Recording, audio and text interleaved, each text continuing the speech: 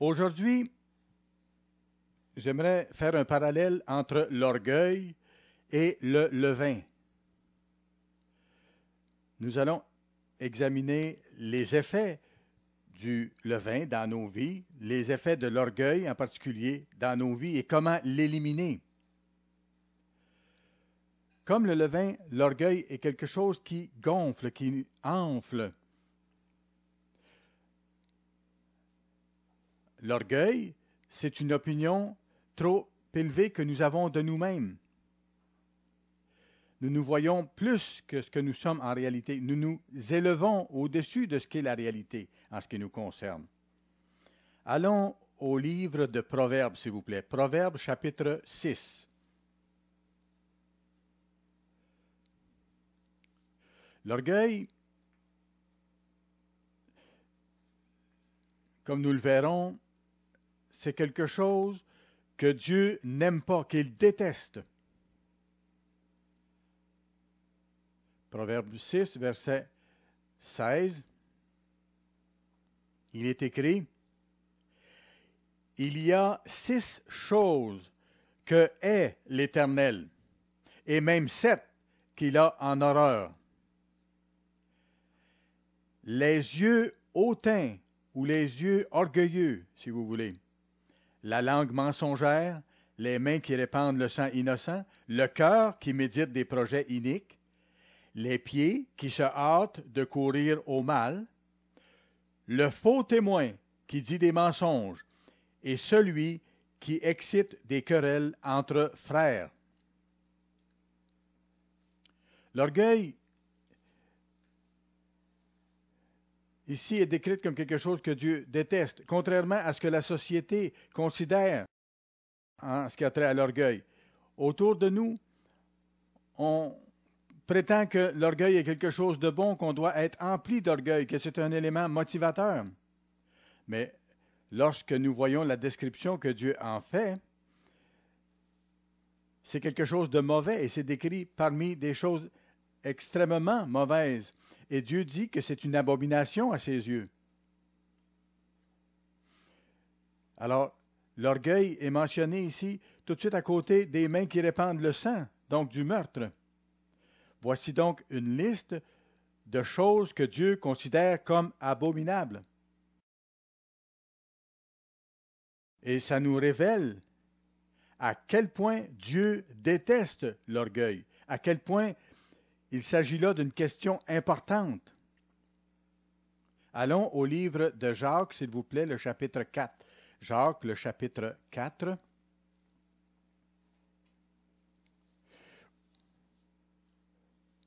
Il est question ici de quelque chose de très important en ce qui concerne l'orgueil chez les êtres humains. Alors, Jacques, donc le chapitre 4, et nous allons lire la dernière partie du verset 6, qui nous révèle quelque chose de majeur. Dieu résiste aux orgueilleux, mais il fait grâce aux humbles. Donc, il nous est dit clairement que Dieu résiste à ceux qui sont orgueilleux. Et frères et sœurs, nous étudions la Bible, nous nous efforçons d'obéir à Dieu, de sorte que lorsque nous le prions, nous voulons qu'il nous entende. Mais il est écrit ici que Dieu résiste à ceux qui ont de l'orgueil dans le cœur. Si vous voulez écrire un livre sur la façon avec laquelle vous pouvez vous assurer que Dieu n'écoute pas vos prières, ce serait de développer l'orgueil. Bien sûr, aucun de nous ne souhaitons que Dieu résiste à nos prières. Nous dépendons de Dieu pour toutes choses et nous voulons qu'il nous entende et qu'il nous réponde. C'est pourquoi il nous faut éliminer l'orgueil. Et c'est une condition selon laquelle nous pouvons être répondus par Dieu. Éliminer l'orgueil de nos vies. Parce que nous avons besoin que Dieu nous guide nos pas, soit miséricordieux envers nous. C'est pourquoi nous devons nous assurer que l'orgueil ne fait pas obstacle à nos prières. Allons à Proverbes chapitre 16 maintenant. Proverbes chapitre 16. Il nous faut vraiment nous assurer que l'orgueil n'interfère pas entre nous et Dieu et l'empêche de nous écouter comme on vient de voir. Alors donc, Proverbe, le chapitre 16, et nous allons lire le verset 18, qui indique encore un principe très important. L'arrogance ou l'orgueil précède la ruine, et l'orgueil précède la chute. Voyez-vous, l'orgueil donne lieu à la ruine, à la destruction. Lorsque vous voyez de la destruction quelque part, si vous retournez en arrière dans ce qui a causé ça, vous voyez que l'orgueil est impliqué. Le monde autour de nous pense qu'on doit être rempli d'orgueil, que c'est une motivation pour accomplir de grandes choses. C'est la façon humaine et selon le monde de voir les choses. Mais on voit ici que c'est le contraire, que l'orgueil, c'est quelque chose qui précède et qui mène à la ruine, à la destruction. Vous avez déjà entendu l'expression être aveuglé par l'orgueil? Voyez-vous, l'orgueil nous empêche, en fait, de voir les situations clairement.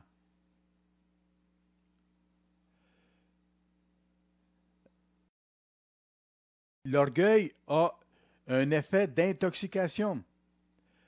Et lorsqu'une personne est intoxiquée par l'orgueil, elle ne pense pas clairement. Elle ne voit pas la réalité comme telle.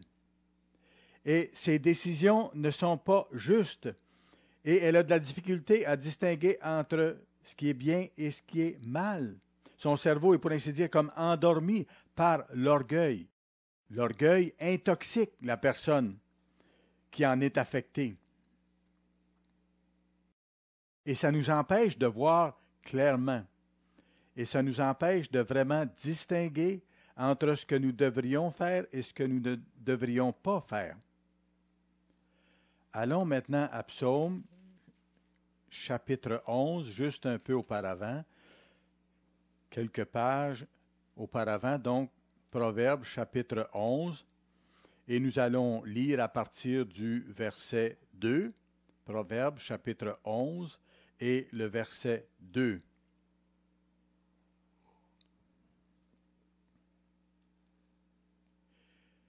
Quand vient l'orgueil, vient aussi l'ignominie ou la honte dans certaines versions.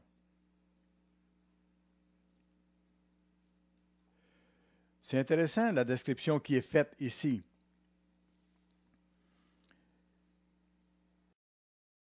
Ça indique que lorsque l'orgueil entre en scène, la honte arrive. Avant qu'il y ait de l'orgueil, il n'y avait pas de honte. Pourquoi est-ce que c'est le cas? Pourquoi est-ce que ça arrive? Nous avons vu auparavant que l'orgueil précède la ruine ou la destruction. Et lorsqu'il y a de la destruction, il y a de la honte. Après qu'il y a eu ruine et destruction, il y a honte. Et on peut apprendre beaucoup de ceci. On peut apprendre de deux façons. On apprend soit en étant instruit, en se faisant enseigner, ou par expérience. Nous étudions la parole de Dieu et nous y voyons très clairement que l'orgueil est quelque chose d'extrêmement dangereux.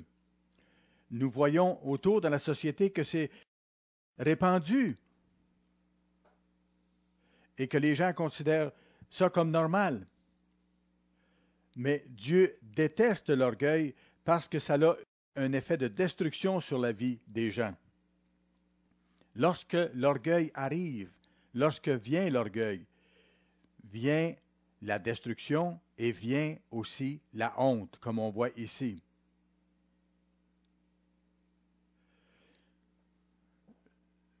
C'est ce qui arrive lorsqu'on permet à l'orgueil de se développer.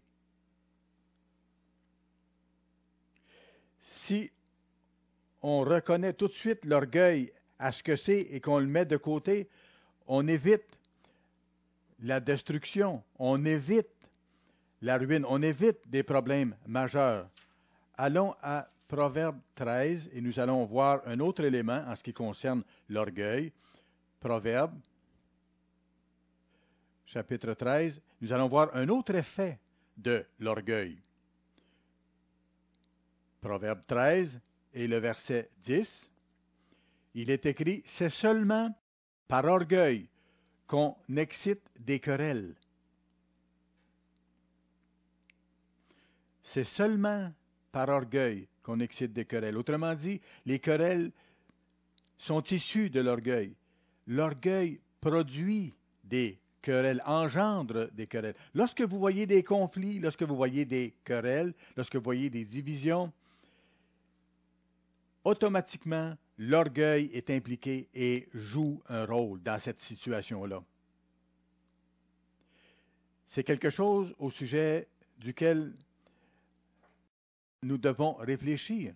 Et nous voyons par ça pourquoi Dieu déteste l'orgueil.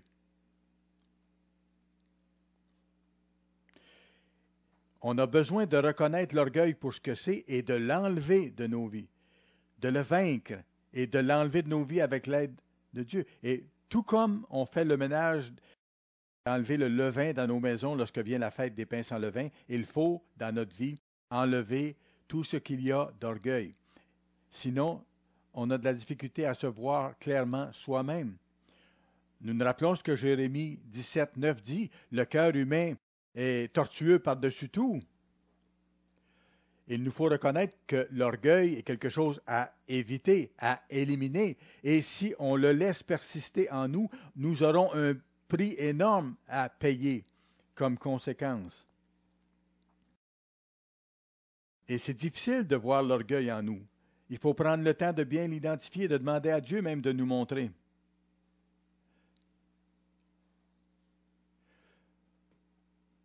Lorsqu'il y a des frictions avec d'autres personnes, lorsqu'il y a des conflits, des querelles, nous voyons par la Bible que l'orgueil est en jeu, que l'orgueil joue un rôle.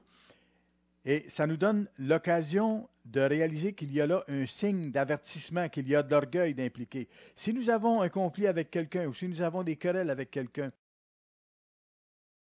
si nous faisons partie de certaines divisions, sachons qu'il y a d'orgueil d'impliquer. Examinons-nous. Il y a plusieurs exemples d'orgueil dans la Bible. Allons à 1 Samuel, 1 Samuel chapitre 9, s'il vous plaît. 1 Samuel chapitre 9. Nous allons voir quelques exemples bibliques très clairs concernant l'orgueil et ses méfaits. Alors, 1 Samuel, le chapitre 9, s'il vous plaît, et nous allons commencer à lire avec le verset 15. 1 Samuel 9 et le verset 15.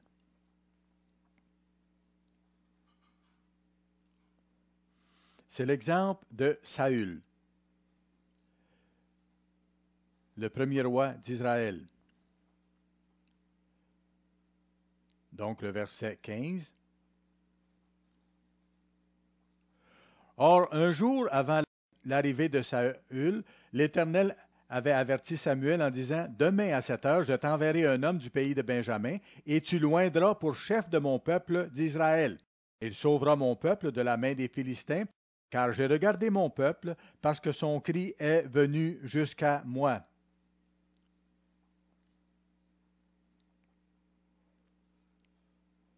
Vous vous rappelez que le peuple d'Israël avait rejeté Samuel et ses fils parce que les fils de Samuel ne marchaient pas dans les traces de leur père. Alors les gens les ont rejetés et ont demandé d'avoir un roi pour régner sur eux, comme les autres nations. Alors ici, Dieu répondait à leur demande. Alors, Dieu a dit à Samuel ici de s'attendre à rencontrer quelqu'un le lendemain qui devrait être oint comme roi. Verset 17. Lorsque Samuel eut aperçu Saül, l'Éternel lui dit, « Voici l'homme dont je t'ai parlé. C'est lui qui régnera sur mon peuple. » Saül s'approcha de Samuel au milieu de la porte et dit, Indique-moi, je te prie, où est la maison du voyant? Samuel répondit à Saül, c'est moi qui suis le voyant. Monte devant moi au haut lieu, et vous mangerez aujourd'hui avec moi. Je te laisserai partir demain, et je te dirai tout ce qui se passe dans ton cœur. Ne t'inquiète pas des ânesses que tu as perdues il y a 3 jours. Saül était allé dans cette direction-là parce qu'il était à la recherche des ânesses perdues de son père, car ces ânesses sont retrouvées. Et pour qui est réservé tout ce qu'il y a de précieux en Israël? N'est-ce pas pour toi, Saül, et pour toute la maison de ton père?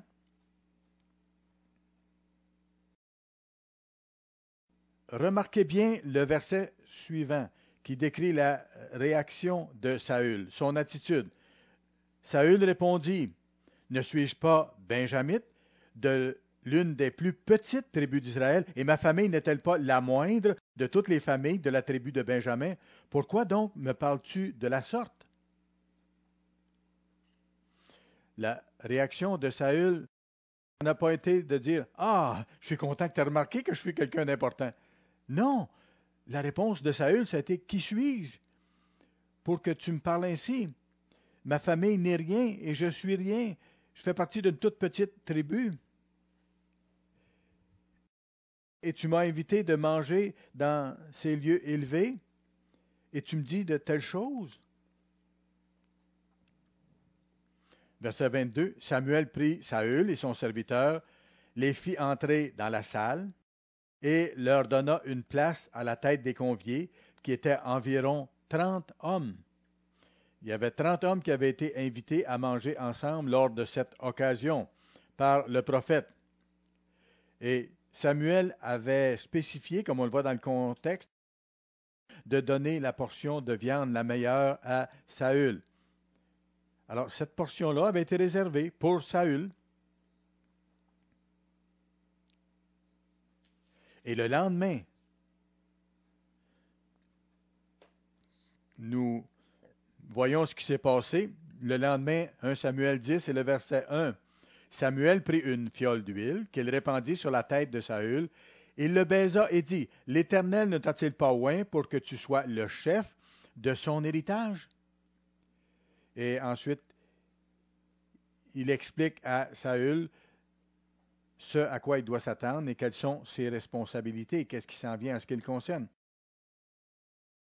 Alors, nous voyons ici un jeune homme qui se voit attribuer un grand honneur, et à ce moment-là de sa vie, Saül avait une attitude de complète humilité. Par contre, lorsque nous allons un peu plus loin, au chapitre 15 de 1 Samuel, nous voyons que les choses ont changé. 1 Samuel, chapitre 15.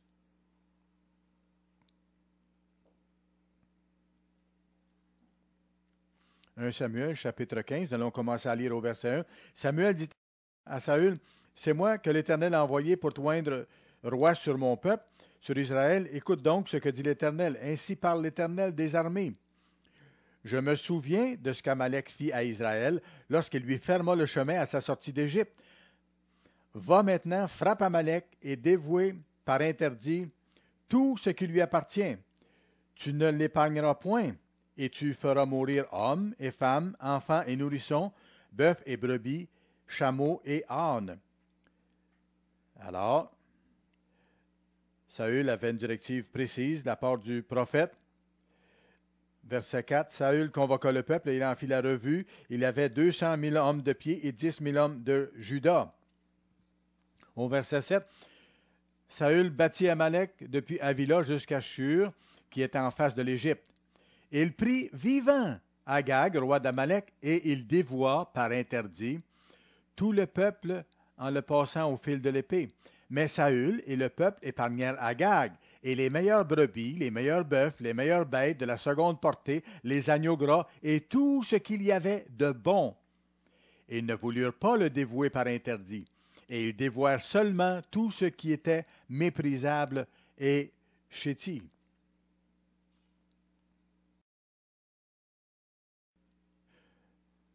C'est intéressant de voir qu'ils ont gardé tout ce qui semblait bon. Qui définit ce qui est bon? Dieu avait ordonné que tout cela soit détruit. Mais on voit que Saül et les gens n'ont pas suivi la directive de Dieu. Pourtant, les directives de Dieu étaient très claires, très précises, mais ils ne les ont pas observées, pas suivies, ils ne les ont pas appliquées. Au verset 11, nous voyons que Dieu a dit à Samuel qu'il était irrité en ce qui concerne Saül et qu'il voulait le rejeter comme roi sur Israël.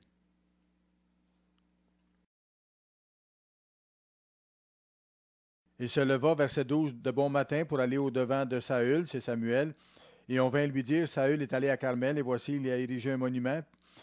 Verset 13, Samuel se rendit auprès de Saül, et Saül lui dit, sois béni de l'Éternel, j'ai observé la parole de l'Éternel. C'est intéressant, parce qu'on vient de lire qu'il n'avait pas accompli ce que Dieu lui avait demandé. On vient tout juste de le lire, quelques versets auparavant. Verset 14, Samuel dit, qu'est-ce donc que ce bêlement de brebis qui parvient à mes oreilles et ce mugissement de bœuf que j'entends? Saül répondit, ils les ont amenés de chez les Amalécites,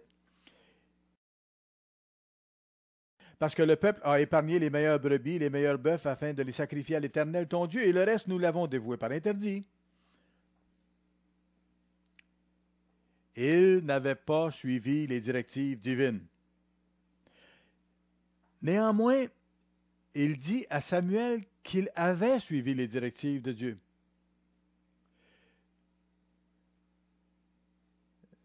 Et lorsque le prophète lui dit qu'il ne l'a pas fait, il insiste pour dire qu'il a obéi, qu'il a fait la volonté de Dieu. Le cœur humain est tortueux. Verset 16. Samuel dit à Saül, arrête et je te déclarerai ce que l'Éternel m'a dit cette nuit. Verset 17. Samuel dit, lorsque tu étais petit à tes yeux, Saül, n'es-tu pas devenu le chef des tribus d'Israël? Et l'Éternel ne t'a-t-il pas oint pour que tu sois roi sur Israël?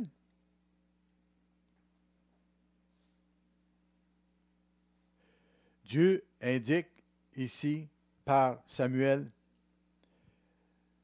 cette distinction entre l'attitude que Saül venait d'avoir et l'attitude qu'il avait au moment où il a été oint roi sur Israël. Autrement dit, avant que tu sois rempli d'orgueil, tu étais humble. Nous avons vu tout à l'heure que l'orgueil précède la ruine, la destruction, et après la ruine vient la honte. Et nous voyons se dérouler ces événements successifs ici dans la vie de Saül. Au point de départ, Saül n'était pas rempli d'orgueil, mais il s'est laissé envahir par l'orgueil. Il a fait certaines erreurs et il s'est laissé être empli d'orgueil, pour ainsi dire.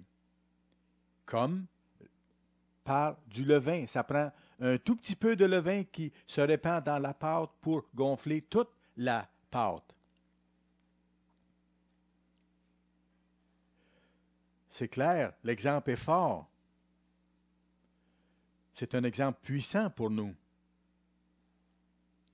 Lorsqu'il était humble, Dieu l'a choisi et il a travaillé avec lui pour accomplir quelque chose, pour accomplir une œuvre, pour faire une œuvre, pour accomplir un but que Dieu avait à l'esprit. Toutefois, lorsque Saül s'est laissé emplir d'orgueil, il est devenu inadéquat pour le poste qui lui avait été confié. Et à ce moment-là, Dieu lui a enlevé le royaume parce qu'il avait permis à l'orgueil de l'envahir, de l'habiter.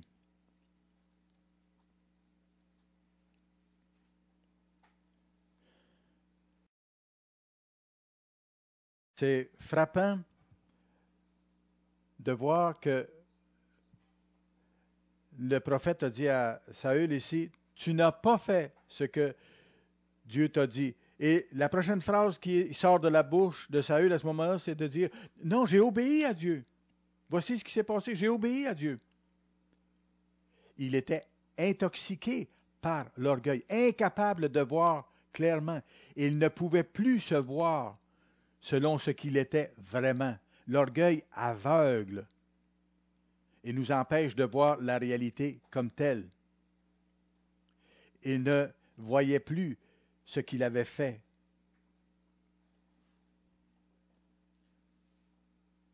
Il ne voyait plus logiquement ou de façon réaliste. Voyons maintenant un autre passage dans 2 Rois, chapitre 5. 2 Rois, chapitre 5, s'il vous plaît.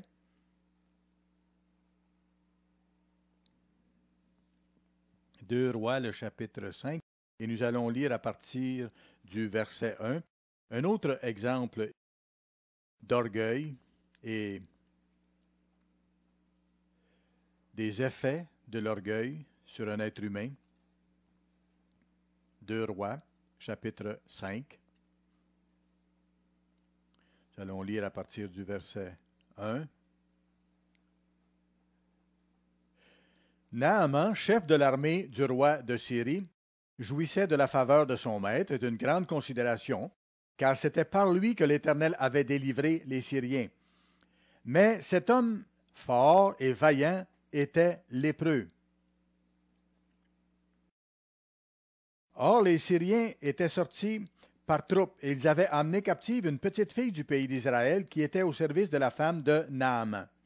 Et elle dit à sa maîtresse, « Oh, si mon Seigneur était auprès du prophète qui est à Samarie, le prophète le guérirait de sa lèpre. » Naaman alla dire à son maître, « La jeune fille du pays d'Israël a parlé de telle et telle manière. » Et il expliqua à son chef, à son roi, ce qui en était. Verset 5, « Et le roi de Syrie dit, va, rends-toi à Samarie, et j'enverrai une lettre au roi d'Israël. » Il partit, prenant avec lui 10 talents d'argent, 6000 cycles d'or et 10 vêtements de rechange. Donc, il apporta beaucoup de cadeaux. Et il porta au roi d'Israël la lettre où il était dit, et ainsi de suite. Verset 7, « Après avoir lu la lettre, le roi d'Israël déchira ses vêtements. » On voit ce qui était écrit dans la lettre. Ça disait, afin que tu, en parlant au roi d'Israël, afin que tu le guérisses de sa lèpre, verset 6, verset 7, après avoir lu la lettre, le roi d'Israël déchira ses vêtements et dit, suis-je Dieu pour faire mourir et faire vivre, pour qu'il s'adresse à moi afin que je guérisse un homme de sa lèpre? Sachez donc et comprenez qu'il cherche une occasion de dispute avec moi. Remarquez que la petite fille qui avait été amenée captive d'Israël, elle était proche de Dieu, elle avait rapport avec son Dieu, et le roi sur Israël qui était resté avait oublié Dieu, lui. Et voyez sa réaction, il reçoit Naaman, et il est découragé, il est fâché, il est confus de ce qui se passe, et il dit, ça ressemble à un piège qu'on veut me tendre. Alors on voit que cet homme-là n'était pas proche de Dieu du tout.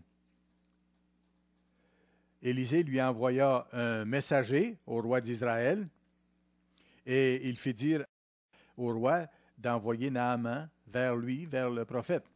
Verset 9, Naaman vint avec ses chevaux et son char et il s'arrêta à la porte de la maison d'Élisée, le prophète. Élisée lui fit dire par un messager, va et lave-toi 7 fois dans le Jourdain. Ta chair redeviendra saine et tu seras pur. Le verset suivant. Naaman fut furieux, irrité. Cet homme-là avait fait tout ce chemin.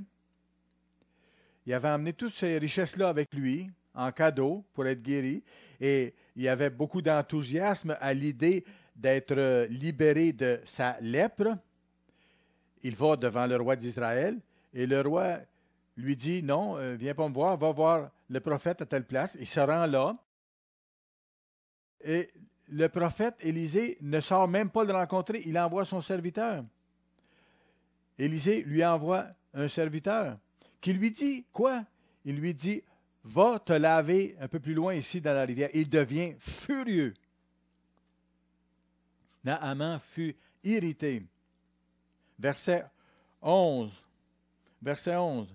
Naaman fut irrité, il s'en alla en disant, voici, je me disais en moi-même, il sortira vers moi, il se présentera lui-même, il invoquera le nom de l'Éternel son Dieu, il agitera sa main sur la place et guérira le lépreux. Dans son esprit, il s'était fait tout un scénario de comment les choses allaient se passer.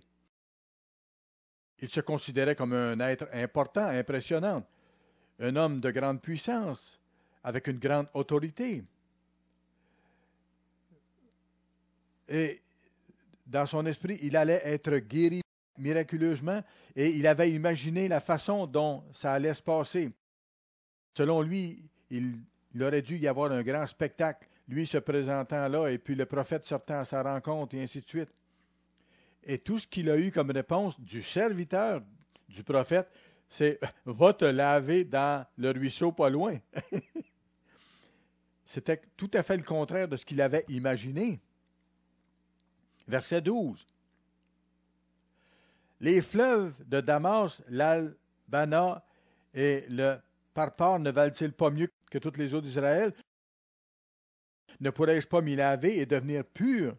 Et il s'en retournait et partait avec fureur. Alors, voici maintenant qu'il est aveuglé par l'orgueil et par la colère, totalement aveuglé, en furie. Vous pensez que je vais aller me plonger dans cette rivière boueuse? Il y a des rivières chez nous qui sont beaucoup plus belles que celle-là, beaucoup plus propres. Mais voici au verset 13, ses serviteurs s'approchèrent pour lui parler et dire, mon père, si le prophète t'avait demandé quelque chose de difficile, ne l'aurais-tu pas fait? Combien plus dois-tu faire ce qu'il t'a dit? Lave-toi et tu seras pur. Voyez-vous, ses serviteurs l'ont aidé à avoir une autre perspective sur la situation. Ils lui ont rappelé que Naaman avait fait tout ce chemin-là avec dans l'idée au point de départ de faire quoi que ce soit qui lui serait demandé. Et ils lui ont rappelé son intention. Dans le fond, ils lui ont dit, est-ce que tu te réjouis pas qu'il te demande quelque chose de très simple? Il ne t'a pas demandé quelque chose d'impossible. Verset 14. Donc, à ce moment-là, Naaman descendit alors et se plongea 7 fois dans le Jourdain, selon la parole de l'homme de Dieu, et sa chair redevint comme la chair d'un jeune enfant, et il fut pur. Ici, nous voyons une situation où il a manqué de peu l'occasion d'être guéri, à cause de son orgueil. Parce que par son orgueil, il s'attendait à ce que les choses devaient se passer d'une certaine façon. Et ce qu'il a vu, c'est que la façon avec laquelle il a été traité ne correspondait pas avec ce qu'il s'était imaginé. Et il était convaincu que ça ne convenait pas à un homme de son statut, à un homme de son autorité, à un homme de son importance. Et comme résultat, il se détournait, il se préparait à partir. Et il est venu tout près de laisser passer cette occasion unique d'être guéri, de rater sa chance. Heureusement, il a prêté oreille aux conseils sages de ses serviteurs, qui l'ont aidé à voir les choses comme il faut, de bonne façon.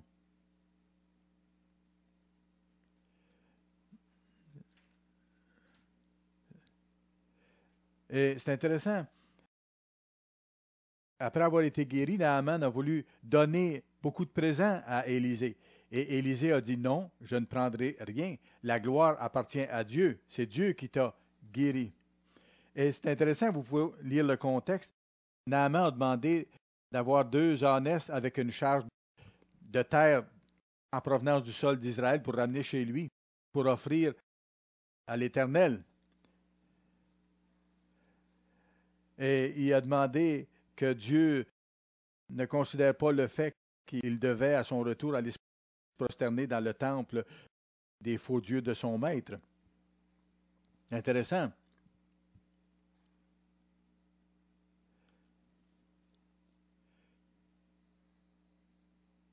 On voit le rôle que l'orgueil a joué dans sa vie et à quel point ça l'a presque coûté son occasion unique. Ça lui a presque coûté son occasion unique d'être guéri. Écoutez, c'était une maladie grave qu'il avait et il ne voulait pas que rien ne l'empêche d'être guéri. Mais pourtant, son orgueil a failli provoquer le fait qu'il ne soit pas guéri. On voit à quel point l'orgueil joue un rôle majeur. Voyons un autre grand exemple d'orgueil dans Daniel, le chapitre 2. Daniel, le chapitre 2. On va lire à partir du verset 36. Daniel 2, donc. On sait que c'est le cas de Nabuchodonosor, qui lui aussi a été un personnage enflé d'orgueil et qui en a payé le prix parce qu'il y a eu une ruine, il y a eu la destruction qui s'en est suivie. Et on voit dans Daniel 1 comment Dieu a permis que le roi de Juda et le peuple soient emmenés captifs sur le territoire de Nabuchodonosor. Et Daniel se trouvait parmi ces captifs à ce moment-là. Nous voyons la description au chapitre 2 du rêve que l'empereur Nabuchodonosor a fait, un rêve qui l'a laissé perplexe et pour lequel il cherchait explication. Et personne n'a été capable d'interpréter ce rêve, sauf Daniel. Daniel a expliqué ce rêve au roi en lui disant qu'il y a un Dieu dans les cieux qui, lui, révèle les secrets des hommes et qui fait connaître ces choses. Alors Daniel a décrit clairement l'image que Nabuchodonosor avait vue en rêve et lui en a donné la signification de cette grande image impressionnante.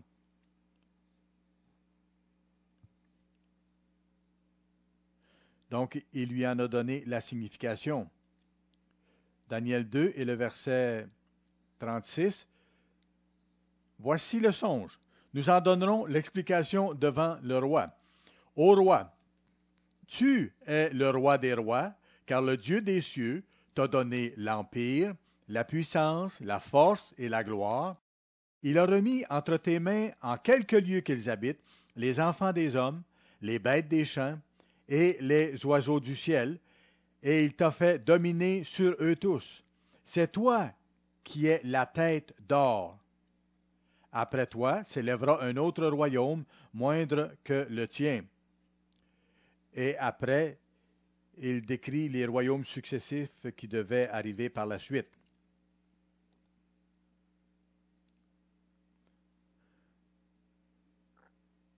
Le roi Nabuchodonosor et son gouvernement représentaient donc cette tête d'or, la tête d'or de la statue.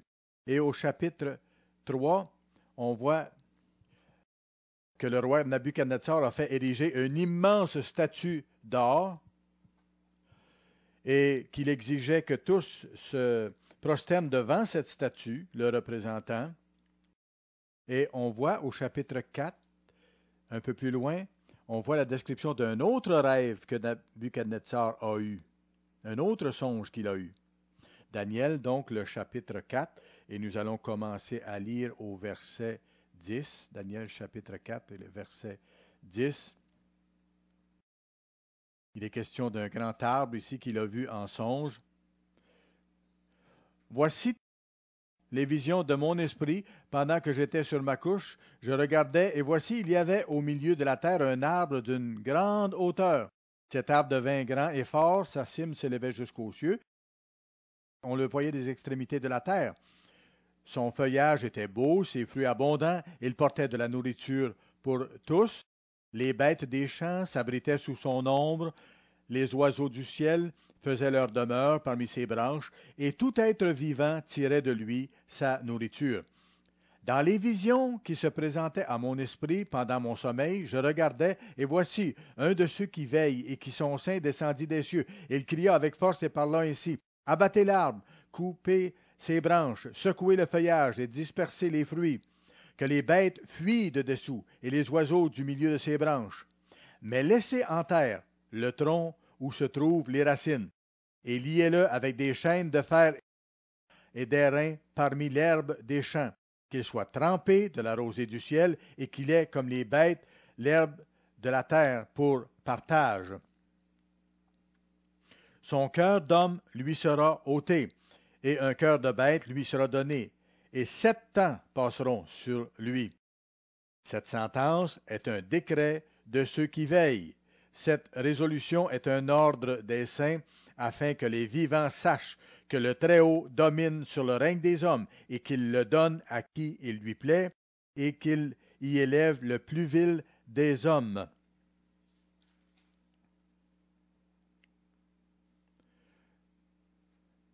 Alors, Nabuchodonosor cherchait à avoir une explication pour ce rêve. Daniel est allé le voir et lui a expliqué cet autre rêve. Et il lui a expliqué que ce rêve le concernait personnellement, que lui-même était ce grand arbre qu'il avait vu en songe. Et Daniel décrit ce qu'il va lui arriver, verset 24 du même chapitre. Voici l'explication au roi, voici le décret du Très-Haut qui s'accomplira sur mon seigneur le roi. On te chassera du milieu des hommes, tu auras ta demeure avec les bêtes des champs, et l'on te donnera comme au bœuf de l'herbe à manger. Tu seras trempé de la rosée du ciel, et 7 ans passeront sur toi, jusqu'à ce que tu saches que le Très-Haut domine sur le règne des hommes, et qu'il le donne à qui il lui plaît. L'ordre de laisser le tronc où se trouvent les racines de l'arbre signifie que ton royaume te restera quand tu reconnaîtras que celui qui domine est dans les cieux. C'est pourquoi, ô roi, puisse mon conseil te plaire. Mets un terme à tes péchés en pratiquant la justice et à tes iniquités, en usant de compassion envers les malheureux, et ton bonheur pourra se prolonger.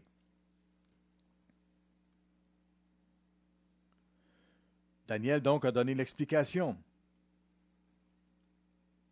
Et c'est le résultat qui allait découler de l'orgueil de Nabuchodonosor. Dieu allait l'humilier. Et Dieu, par son serviteur Daniel, a expliqué à Nabuchodonosor ce qui s'en venait comme conséquence de son orgueil. Ça a été un avertissement. Il lui a dit par là comment il pouvait possiblement éviter cette destruction ou cette ruine ou cette grande calamité qui s'en venait sur lui. Nabuchodonosor a été averti. On lit au verset 28, toutes ces choses se sont accomplies sur le roi Nabuchodonosor au bout de 12 mois, comme il se promenait dans le palais royal à Babylone. Le roi prit la parole et dit, n'est-ce pas ici Babylone, la grande, que j'ai bâtie comme résidence royale par la puissance de ma force et pour la gloire de ma magnificence? La parole était encore dans la bouche du roi qu'une voix descendit du ciel, disant, apprends, roi Nabuchodonosor, qu'on va t'enlever le royaume.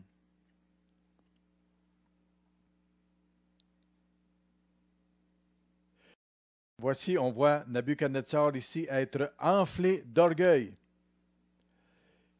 Lorsqu'il a regardé ce qui avait été accompli, ce qu'il avait accompli, il s'en est glorifié totalement. Mais, comme on a vu au chapitre 1, c'est Dieu qui a permis que le roi d'Israël soit amené captif avec son peuple au pays de Nabuchodonosor. Et c'est Dieu qui a donné à Nabuchodonosor d'avoir son poste. Et c'est Dieu qui a permis que tout ça soit bâti. Mais Nabuchodonosor est devenu rempli d'orgueil et s'est attribué toutes ces choses, malgré qu'il avait été averti de ces choses qui s'en venaient comme conséquence de son orgueil.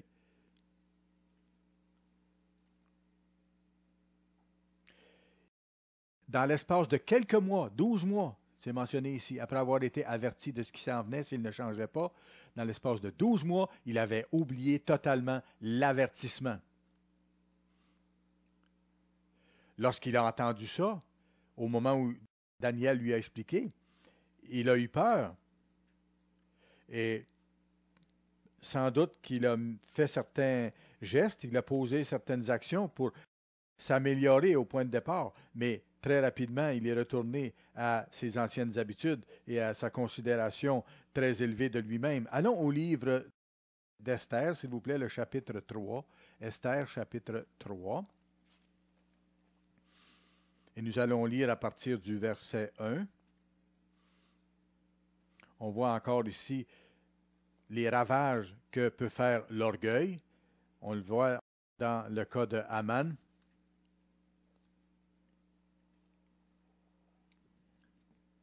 Haman, un homme dont la vie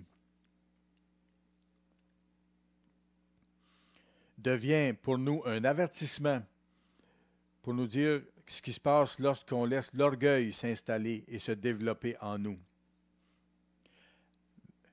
Esther 3, verset 1. Après ces choses, le roi Assuérus fit monter au pouvoir Haman. Il l'éleva en dignité et plaça son siège au-dessus de ceux de tous les chefs qui étaient auprès de lui. Tous les serviteurs du roi, qui se tenaient à la porte du roi, fléchissaient le genou et se prosternaient devant Haman, car tel était l'ordre du roi à son égard. Mais Mardochée ne fléchissait point le genou et ne se prosternait point. Alors, on voit que cet homme, Haman, a reçu une promotion majeure à l'intérieur du royaume d'Assuérus. Et lorsqu'il se promène dans le palais du roi, tous ceux qu'il rencontre se prosternent devant lui, selon l'ordre du roi, excepté un homme, Mardochée.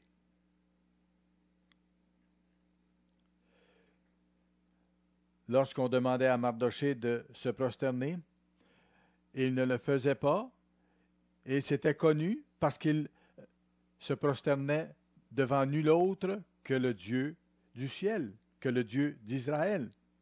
Il ne se prosternait devant aucun homme. Haman aurait pu laisser passer, laisser faire tout simplement. Mais comme c'est souvent le cas en ce qui concerne l'orgueil, quelque chose de peu d'importance prend tout à coup une grande importance. Et ça colore toute la pensée et les attitudes de quelqu'un. Verset 5, « Et Haman vit que Mardochée ne fléchissait pas le genou et ne se prosternait point devant lui. Et il fut quoi? Rempli de fureur. » Rempli de fureur. Mais il dédaigna de porter la main sur Mardochée, car on lui avait dit de quel peuple était Mardochée, et il voulut plutôt détruire le peuple de Mardochée au complet, tous les Juifs qui se trouvaient dans le royaume d'Assuérus. Le peuple de Mardochée, donc les Juifs, ceux de sa nation. C'est frappant de voir jusqu'à quel point l'orgueil peut mener quelqu'un. Voici un seul homme ne se prosterne pas devant Haman, et la réaction d'Haman, c'est que non seulement il veut tuer cet homme-là, Mardochée, mais qu'il veut tuer tous ceux de sa race qui se trouvent dans le pays du roi Assuérus. Il y a une disproportion incroyable ici entre sa colère et sa supposée souffrance et la réalité. Il n'y a pas de commune mesure. C'est un signe d'être rempli d'orgueil. Parce que lorsque l'orgueil nous mène, les choses qui sont en fait insignifiantes ou de peu d'importance prennent une place majeure, énorme, et engendrent des actions incroyablement graves et lourdes de conséquences. Vous connaissez l'histoire de ce Haman. Il a été rempli de colère et d'orgueil en ce qui concerne Mardochée qui refusait de se prosterner devant lui.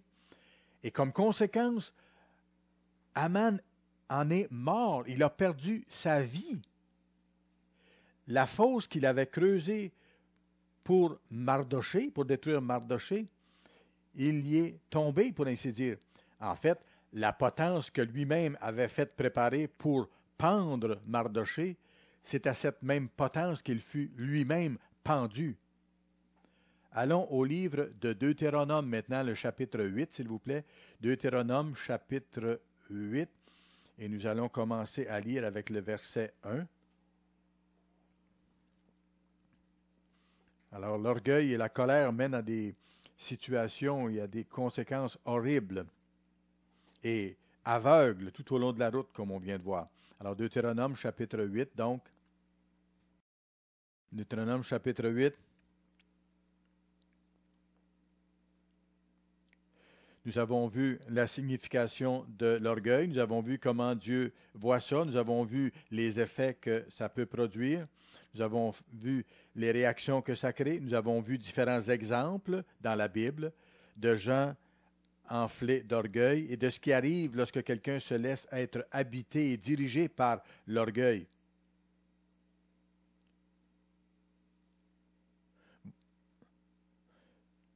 Voyons maintenant quelque chose d'important dans le même sens, Deutéronome chapitre 8, et nous allons lire à partir du verset 1. Moïse dit aux Israélites ici ces choses alors qu'ils se préparent à entrer dans la terre promise. Vous observerez et mettrez en pratique tous les commandements que je vous prescris aujourd'hui, afin que vous viviez et que vous multipliez et que vous entriez en possession du pays que l'Éternel a juré de donner à vos pères.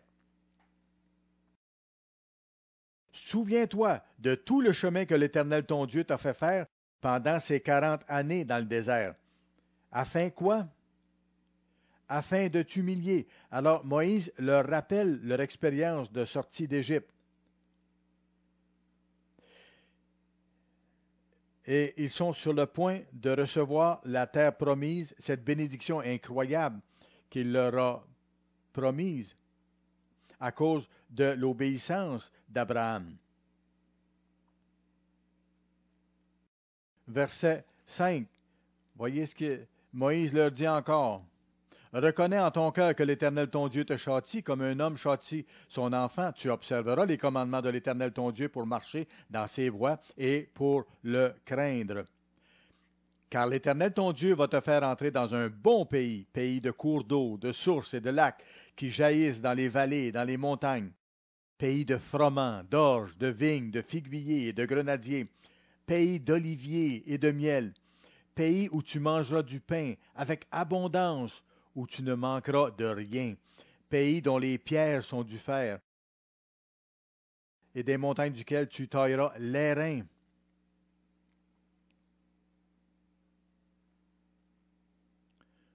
Voilà la description du pays où ils allaient entrer. Frères et sœurs, ça décrit également la terre où nous vivons, que Dieu nous a donnée comme résultat de l'obéissance d'Abraham. C'était une promesse qu'il avait faite à Abraham. Ce n'est pas à cause de notre grandeur ou de notre bonté que Dieu nous a donné les bons pays où nous sommes en tant que descendants modernes d'Israël. Regardez le verset 10. Lorsque tu mangeras et te rassasieras, tu béniras l'Éternel ton Dieu pour le bon pays qu'il t'a donné. Garde-toi d'oublier l'Éternel ton Dieu au point de ne pas observer ses commandements, ses ordonnances et ses lois que je te prescris aujourd'hui. Lorsque tu mangeras et te rassasieras, lorsque tu bâtiras et habiteras de belles maisons, lorsque tu verras multiplier ton gros et ton menu bétail, s'augmenter ton argent et ton or et s'accroître tout ce qui est à toi, prends garde que ton cœur ne s'enfle et que tu n'oublies l'Éternel ton Dieu qui t'a fait sortir du pays d'Égypte, de la maison de servitude. C'est un avertissement clair que Moïse a donné à Israël il y a très longtemps. Et l'ancienne nation d'Israël n'y a pas pris garde. Et Israël moderne n'y prend pas garde non plus. Nous avons goûté une abondance extraordinaire dans nos pays israélites en ces temps de la faim. Moïse a écrit cet avertissement pour nous aussi. prends garde de ne pas oublier ton Dieu, au point de ne pas observer ses commandements et ses ordonnances et ses lois. Lorsque tu mangeras et que tu te rassasieras, attention que ton cœur ne s'enfle. Il y a une relation entre l'abondance et l'orgueil. Attention, il y a un lien puissant possible entre l'abondance et l'orgueil. Et Dieu a inspiré Moïse de décrire ce lien ici, pour notre avertissement aussi.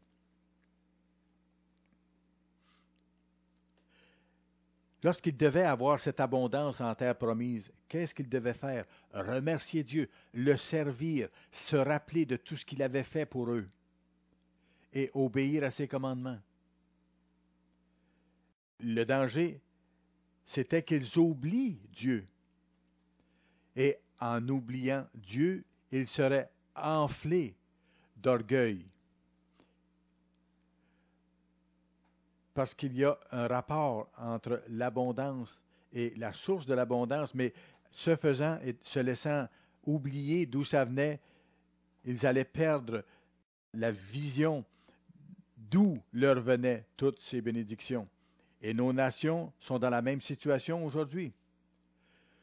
Nous avons été tellement bénis et nous n'avons pas été reconnaissants en tant que nation. Et nous voyons maintenant ces bénédictions nous être enlevées graduellement et de plus en plus rapidement. Et nous en souffrons. Nous voyons la douleur, nous voyons la souffrance se développer autour de nous, dans nos pays israélites. Pourquoi? Parce que nos gens ont oublié Dieu. Et leur cœur s'est enflé à cause de l'abondance dans laquelle ils ont vécu et qu'ils vivent encore jusqu'à un certain point. Ils ont oublié d'où cette abondance leur est venue.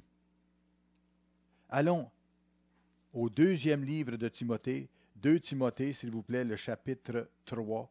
2 Timothée, chapitre 3. « 2 Timothée, chapitre 3, et nous allons commencer à lire avec le verset 1. C'est Paul qui parle ici. Nos nations ont oublié d'où leur sont venues toutes ces bénédictions. Au début de la colonie ici aux États-Unis, nos ancêtres savaient d'où venaient ces bénédictions et ils le reconnaissaient.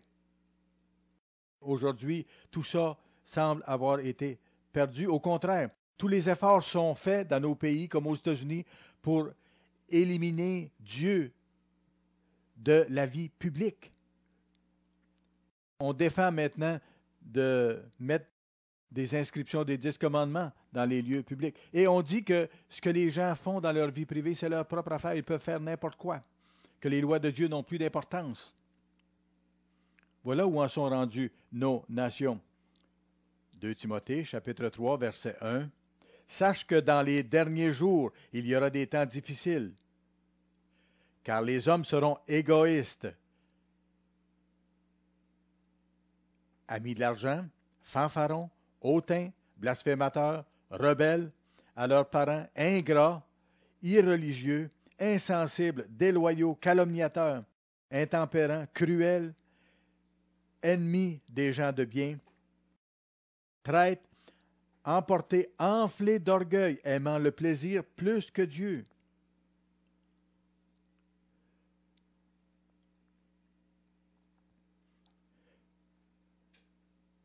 Ça caractérisait la société à l'époque de Paul, mais c'est encore davantage vrai aujourd'hui.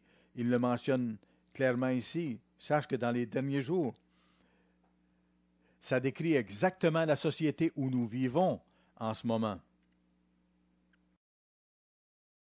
Et on voit ici à quel point l'orgueil joue un rôle dans cette liste de choses mauvaises. Si on va à Apocalypse chapitre 3, allons plus loin, Apocalypse chapitre 3, nous voyons ici la description de ce que la société est à la fin du monde actuel. Apocalypse chapitre 3. Nous lisons concernant la dernière époque ou la dernière étape, l'ère finale de l'Église de Dieu, l'ère de Laodicée. Et ça décrit l'attitude particulière qui caractérise l'ère de Laodicée et les Laodicéens. Donc, Apocalypse 3 et le verset 14, écrit à l'ange de l'Église de Laodicée. Voici ce que dit l'Amen, le témoin fidèle et véritable, le principe de la création de Dieu. Je connais tes œuvres. Je sais que tu n'es ni froid ni bouillant.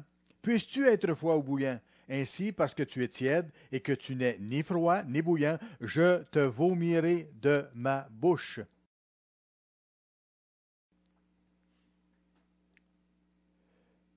Souvent, lorsque nous lisons ce passage concernant l'ère laodicéenne, nous pensons à une attitude tiède, manquant de zèle. Et certainement, c'est décrit ici. Mais je veux aller plus loin. Je veux que nous mettions l'accent sur un autre aspect, que nous voyions un autre aspect. Verset 17. Parce que tu dis, je suis riche, je me suis enrichi, et je n'ai besoin de rien, et parce que tu ne sais pas que tu es malheureux, misérable, pauvre, aveugle et nu.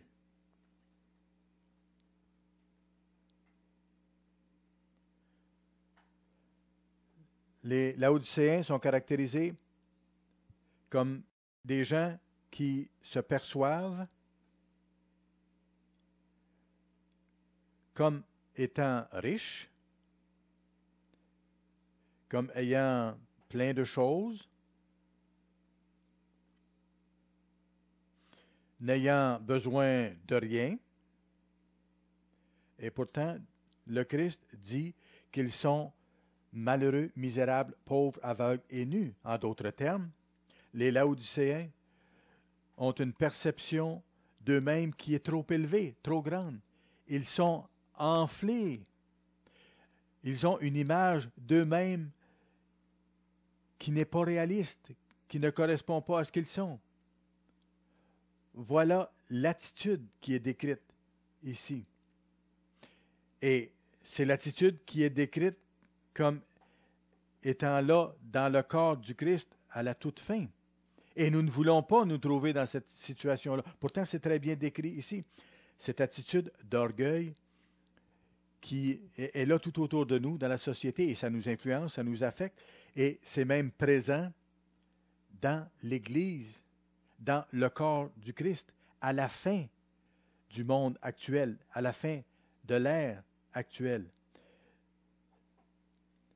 Cette assurance de soi-même, cette confiance en soi. Allons à Proverbes chapitre 8, s'il vous plaît. Proverbes chapitre 8.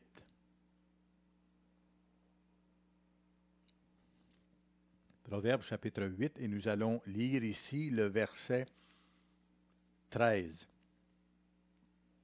Proverbes chapitre 8 et le verset 13. La crainte de l'Éternel, c'est la haine du mal. La crainte de l'Éternel, c'est d'haïr le mal. L'arrogance et l'orgueil, la voix du mal et la bouche perverse, voilà ce que je hais, dit l'Éternel. Craindre Dieu, c'est haïr les choses que Dieu haït.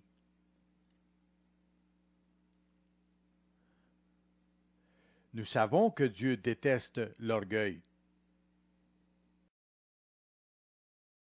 Allons à Deutéronome chapitre 17, s'il vous plaît. Deutéronome chapitre 17.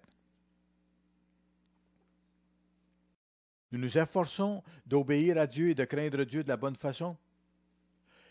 Et ce faisant, nous en arrivons à haïr ce que Dieu haït. Il faut en venir là.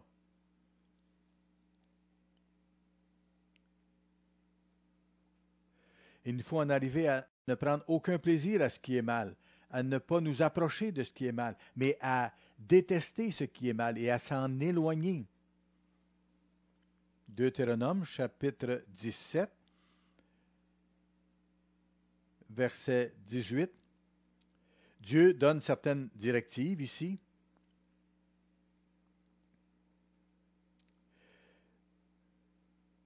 En ce qui concerne les rois qui devaient régner sur Israël, les rois ne devaient pas faire certaines choses. Et d'autre part, Dieu indiquait au roi qu'il devait faire certaines choses. Le roi ne devait pas multiplier des choses pour lui-même, par exemple, ne devait pas amasser des choses pour lui-même. Il ne devait pas acquérir un grand nombre de chevaux, un grand nombre de femmes ou un grand amas de richesses. Qu'est-ce que le roi devait faire? Verset 18. Quand le roi s'assiera sur le trône de son royaume, il écrira pour lui, dans un livre, une copie de cette loi, qu'il prendra auprès des sacrificateurs, les Lévites. Il devra l'avoir avec lui et y lire tous les jours de sa vie. Pourquoi? Afin qu'il apprenne à craindre l'Éternel. Chaque jour, il devait étudier les textes pour apprendre à craindre l'Éternel, son Dieu, à observer et à mettre en pratique toutes les paroles de cette loi et toutes ses ordonnances. Verset 20. Afin que son cœur, quoi, ne s'élève point au-dessus de ses frères, et qu'il ne se détourne de ses commandements ni à droite ni à gauche. C'est intéressant de voir que l'étude biblique, le fait d'étudier quotidiennement la parole de Dieu, de l'approfondir, de s'en nourrir, c'est quelque chose que Dieu prescrit comme une antidote à l'orgueil, une façon d'éliminer l'orgueil, de nous en garder, de nous en tenir éloignés.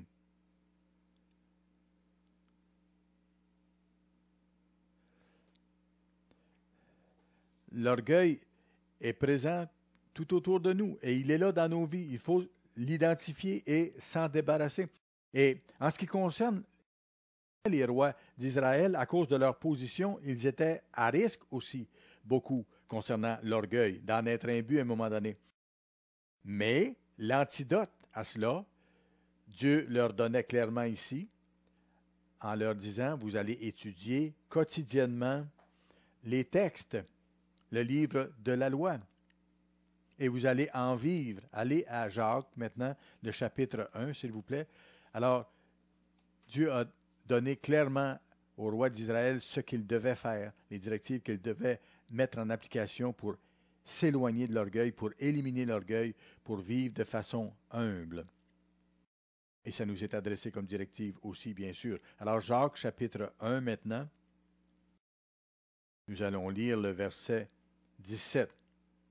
Pour vaincre l'orgueil, il nous faut étudier la parole de Dieu chaque jour. Ça va nous empêcher d'être enflés d'orgueil. Verset 17, donc, nous lisons un principe très important ici. Il nous faut le comprendre.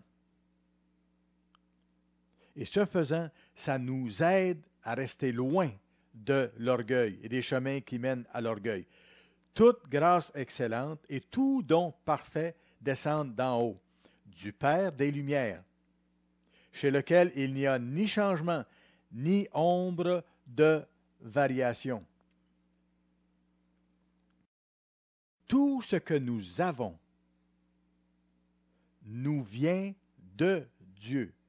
Tout ce qui est bon, tout ce qui est vrai, tout ce qui a de la valeur nous vient de Dieu.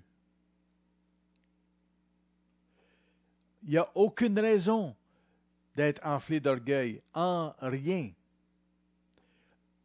Et lorsque nous comprenons que tout ce que nous avons, que tout ce que nous sommes, que nous pouvons devenir, nous vient de notre Père céleste, ça change complètement la perspective. Lorsque nous sommes capables d'accomplir certaines choses, de réaliser certaines choses, de faire certaines choses, est-ce que c'est vraiment nous? Est-ce que c'est par notre force? Non.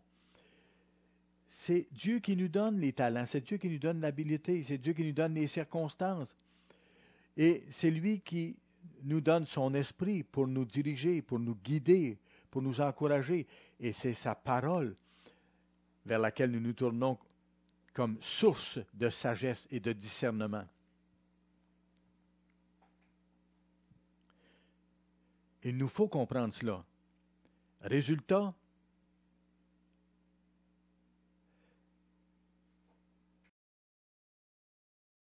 nous allons réaliser que tout ce que nous sommes, que tout ce que nous devenons, que tout ce que nous faisons, que tout ce que nous savons, nous vient de Dieu. Et nous allons d'autant plus désirer le servir, l'honorer, l'adorer, lui plaire en toute chose, faire sa volonté. Frères et sœurs, lorsque nous comprenons la signification de ce que ça veut dire être enflé d'orgueil, il nous faut de tout notre cœur nous efforcer avec l'aide de Dieu d'éliminer ça de nos vies, d'éliminer l'orgueil de nos vies. Nous regardons autour dans la société, c'est partout l'orgueil, mais nous voyons dans la Bible les avertissements nombreux qui nous sont donnés. Et c'est pour ça qu'il ne faut pas être aveugle au rôle désastreux que l'orgueil joue dans la vie de ceux qui le laissent les infiltrer. Il faut que notre vie soit caractérisée par l'amour de Dieu et non pas par l'amour de nous-mêmes.